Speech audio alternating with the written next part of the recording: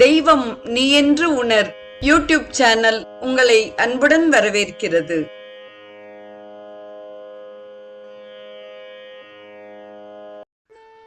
அன்பு உள்ளங்கள் அனைவருக்கும் உற்சாகமான இனிய சுபதின வணக்கம். இன்றைய ஸ்ரீ கானாபத்தியம் நிகழ்வில் விநாயகரின் வினோத லீலைகளை நாம் தொடர்ந்து சிந்திக்க இருக்கிறோம்.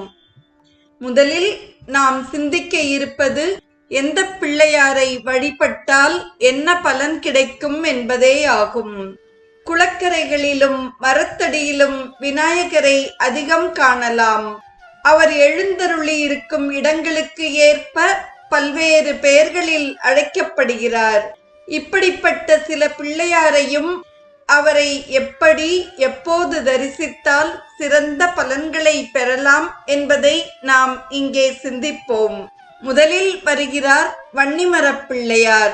இவர் வலம் சுழியாக இருப்பது விசேஷம். அதிலும் வடக்கு திசை நோக்கி அருள் பாலித்தால் இன்னும் விசேஷம். அவிட்ட நட்சத்திர தினமன்று இவரை நெல் பொரியால் அர்ச்சித்து அபிஷேகம் செய்து வழிபடுவதோடு கன்னிப்பெண்களுக்கு தானம் கொடுத்தால் திருமணம் ஆகாதவர்களுக்கு நல்ல பலன் கிடைக்கும். சட்டென்று திருமணம் நடைபெறும். அடுத்ததாக நாம் பார்க்க இருப்பவர் வில்வமரப் பிள்ளையார். இவர் தெற்கு நோக்கி அமர்ந்திருப்பது சிறப்பு. சித்திரை நட்சத்திரம் அன்று மளிகை பொருள்களை ஏழைகளுக்கு தானமாக வழங்கி இந்த விநாயகரை வலம் வந்தால் பிரிந்த கணவன் மனைவி விரைவில் ஒன்று சேர்ந்து விடுவார்கள்.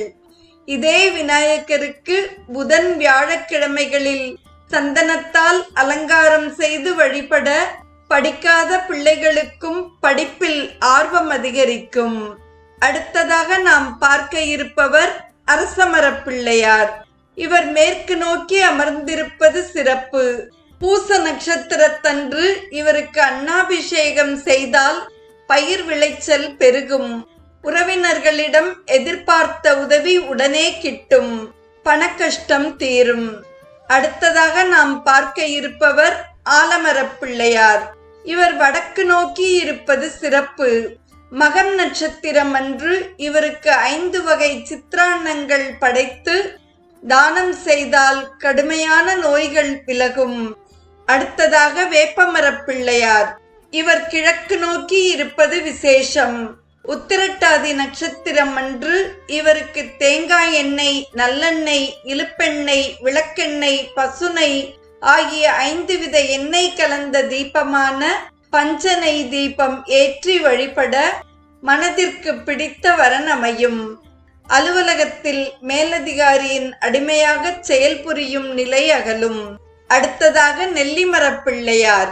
பரணி நட்சத்திரம் அன்று இவருக்கு தேங்காய் எண்ணெயை கொண்டு 108 விளக்குகள் ஏற்றி ஏழைகளுக்கு இலவசமாக மருத்துவ உதவி செய்தால் இரும்பு தொழில் அமோகமாக நடைபெறும்.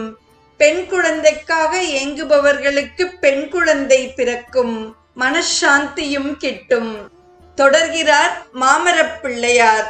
கேட்டை நட்சத்திரம் அன்று இந்த விநாயகருக்கு விபூதி காப்பிட்டு 3 ஏழை சுமங்கலி பெண்களுக்கு உணவு மற்றும் உடை தானம் செய்ய மற்றவர்களின் பகைமை அகன்று பொறாமையால் பாதிக்கப்பட்ட வியாபாரம் மறுபடியும் சிறக்கும்.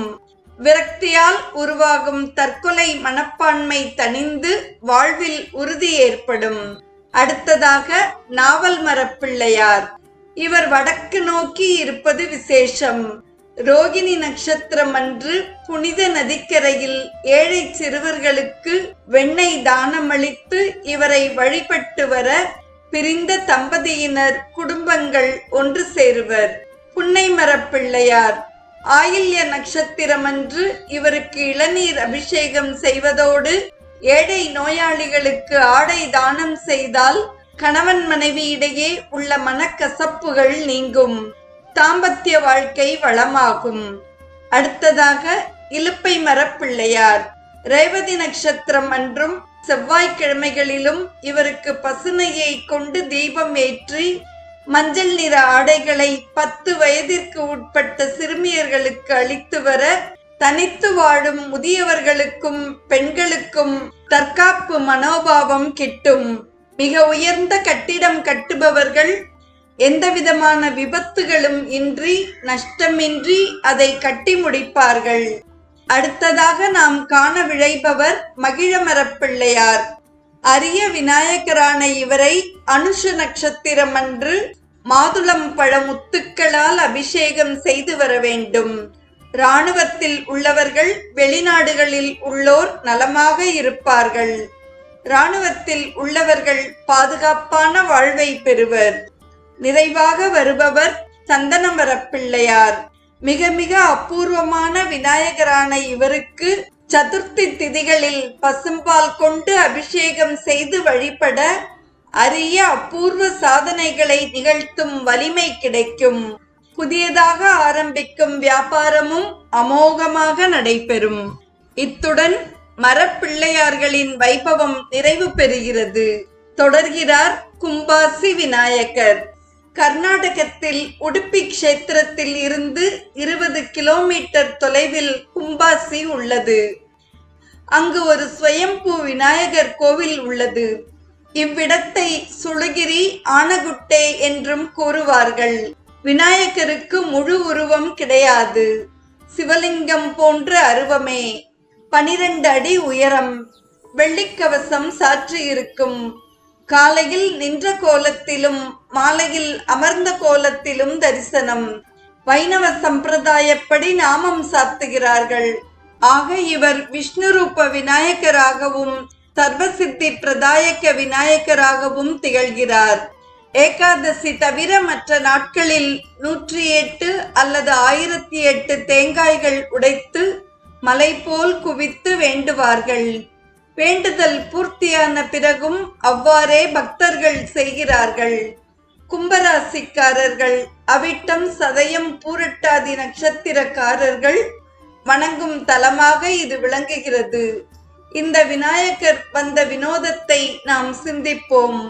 கும்பன் என்கிற அசுரன் சிவனை வேண்டி தான் எல்லோரையும் விட பலசாலியாக இருக்க வேண்டும் என வேண்டினான். ஆசுதோஷியான சிவபெருமான் உடனே மனம் குளிர்ந்து வரத்தை ஈந்தார். வரம் பெற்றவன் சுகமாக இருக்காமல் அகங்காரம் பிடித்து ரிஷிகளை துன்புறுத்தினான். கௌதம முனிவர் நாகாச்சலம் என்ற இடத்தில் ஆசிரமம் அமைத்து தியானம் செய்து கொண்டிருந்தார். அவரையும் துன்புறுத்தினான். அவர் சாபத்தை கொடுத்து தன் தவப்பலனை குறைக்க விரும்பவில்லை. ஒரு சமயம் தர்மர் பஞ்ச பாண்டவர்களுடன் ஆசிரமம் வர அவரிடம் முனிவர் வேண்டினார். தர்மர் பலசாலியான பீமனை பார்த்து கும்பனை வதம் செய்ய சொன்னார். அதனால் கும்பனுக்கும் பீமனுக்கும் பெரிய மல்யுத்தம் ஏற்பட்டது. சிவவரம் பெற்ற கும்பனை வீழ்த்த பீமனால் இயலவில்லை. ஆக பீமர் சிவனை வேண்டிட, அசரீரியால் நீ கணபதியை ஆழ்ந்து வணங்கு, அவர் அளிக்கும் வாளினால் தான் கும்பனை வீழ்த்த முடியும் என்ற வாக்கு வரவே பீமனும் கணபதியை ஆழ்ந்து துதித்தான். அதனால் மகிழ்ச்சியுண்ட கணபதி ஒரு வாளை ஈந்து ஆசையும் கூறினார். பின்னர் யுத்தம் தொடர அந்த வாளினால் கடைசியில் கும்பன் வதமும் நடந்தது. ஆக தலம் பெயர் கும்பாச என்று ஆயிற்று. வதம் முடிந்த பிறகு பீமன் மீண்டும் கணபதியை வணங்கி இங்கு எழுந்தருளி யாவருக்கும் ஆசியும் அருளும் வழங்க வேண்டும் என வேண்டினான். எனவே இவ்விநாயகர் கும்பாசி கணபதி என்றும் சர்வசித்தி பிரத விநாயகர் என்றும் போற்றப்பட்டு ஏராளமான ஆசிகளையும் அருளையும் பக்தர்களுக்கு வழங்குகிறார். நிறைவாக வருபவர் நீரிழிவு நீக்கும் நீலகண்ட பிள்ளையார். தஞ்சாவூர் மாவட்டம் பேராவூரணி அருகில் ஏந்தல் என்னும் இடத்தில் இந்த நீலகண்ட பிள்ளையார் இருக்கிறார்.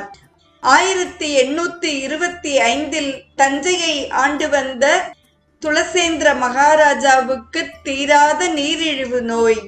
பல பல வைத்தியங்கள் செய்தும் பலிக்கவில்லை. பல தல தரிசனமும் பலனளிக்கவில்லை. ஒரு சமயம் திருப்பெருந்துறை ஆவுடையார் கோவில் தரிசனம் பெற தனது அரச பரிவாரங்களுடன் வந்து கொண்டிருந்தார்.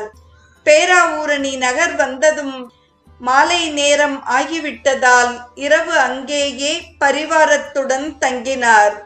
அருகே குளக்கரையில் சிறிய குடிசையில் அரச மரத்தடியில் ஒரு பிள்ளையார் கோவில் இருப்பதை கண்டார். அங்கே கணபதிக்கு பூஜையும் அபிஷேகங்களும் நடந்து கொண்டிருந்தன.